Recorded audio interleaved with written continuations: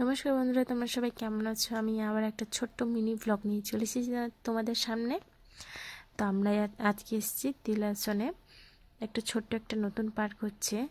তো এখানে একটা কিছু মজার জিনিস দেখার আছে, তো আমরা সেটাই দেখার জন্য এসেছি। তো আমরা প্রথমে ঢুকে গেলাম পার্কের মধ্যে। তো ঢুকতেই দেখছি তেমন কিছুই নেই, এখানে শুধু আম গাছ আছে।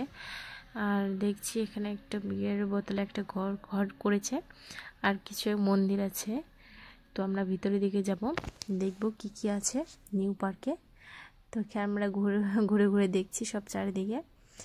তো এখানে কয়েকটা ছবিও তুলেছি। এটা ফুলের গাছ।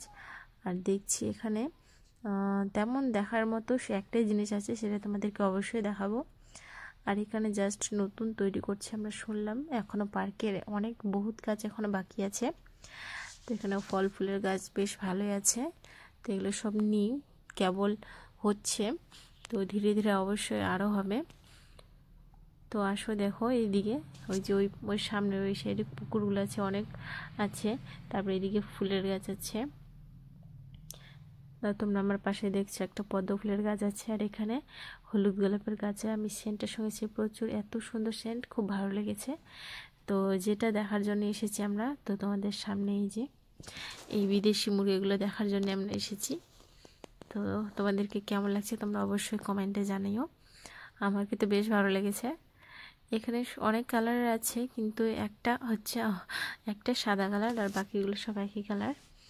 তো এই মুরগিগুলো আমি দেখেছিলাম, ফেসবুকে দেখেছি, বিদেশি মুরগি হয়। তো আমাদের এখানে নিয়ে এসেছে একটা পার্কের মধ্যে রাখছে সব কিছু। তো এখানে আমরা এসেছি, এখানে 10 টাকা টিকিট। তো খুব ভালো লেগেছে। এখানে দেখার মতো অনেক কিছু আছে, ছোট ছোট অনেক রকমের হাঁস আছে, মুরগি আছে।